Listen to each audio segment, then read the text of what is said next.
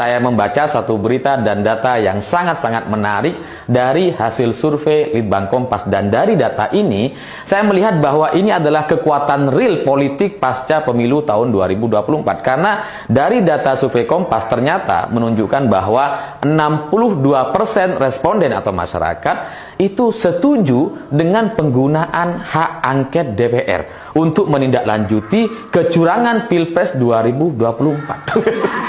Jadi mayoritas responden itu setuju dengan penggunaan hak angket, mencapai 62%. Bagi saya ini adalah sebuah angka yang aneh gitu, karena kan katanya Prabowo itu kan katanya menang 58%.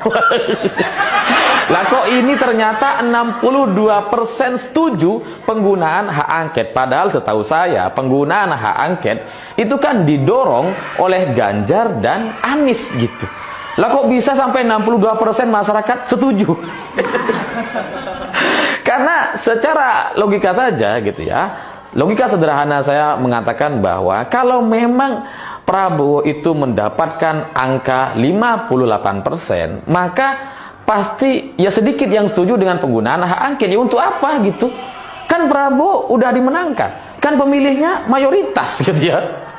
58% suara Prabowo Gibran katanya gitu ya, tapi 62% masyarakat setuju dengan penggunaan hak angket.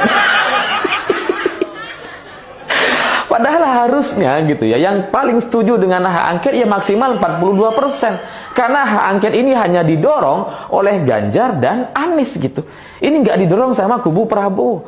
Kubu Prabowo juga nggak akan setuju dengan hak angket. Kenapa? Ya ngapain gitu.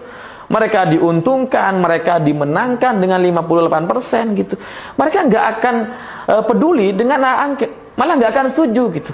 Malah mungkin mereka maunya ini Prabowo segera dilantik.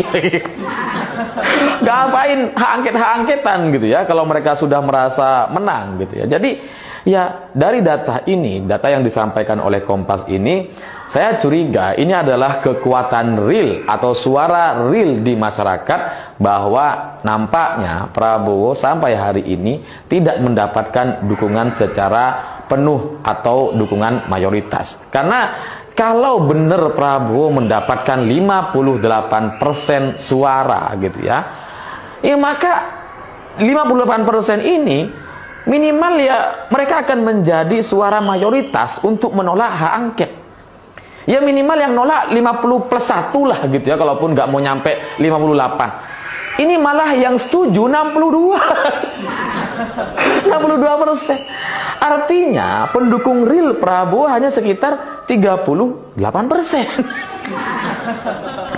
Ya kalaupun ada orang beranggapan bahwa yang mendukung hak angket ini bisa saja juga pendukung Prabowo katanya. Ya supaya ini jelas gitu ya, ada kecurangan atau enggak.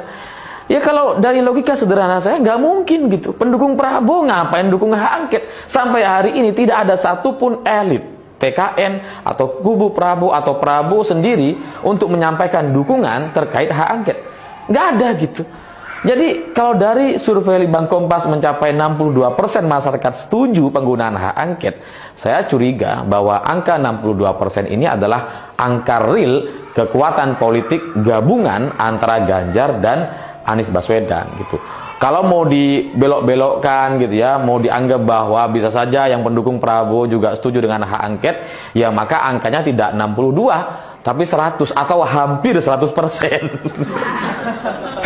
Tapi dari angka atau data survei Litbang Kompas ini, kok kebetulan sekali itu seperti puzzle yang banget gitu. Kayaknya tuh pas banget gitu. Jadi kalau kita ngelihat dari data 62% setuju penggunaan hak angket, artinya hanya tersisa 38%. 38, 58, 38, 58, kok mirip ya? Apa jangan-jangan suara Prabowo salah input juga kayak PSI ya? Ya karena angka 3 dan 5 itu kalau dilihat bisa mirip ternyata gitu ya. Kebetulan belakangnya sama-sama 8. Tapi ya dari sini saya melihat bahwa kalau pemilu atau pilpres itu dilaksanakan secara fair, tidak ada kecurangan dan sebagainya, maka kekuatan real Ganjar dan Anies itu 62%, sementara sisanya untuk Prabowo adalah 38%. Dan kalau situasi ini yang terjadi, maka dipastikan Pilpres harusnya 2 putaran.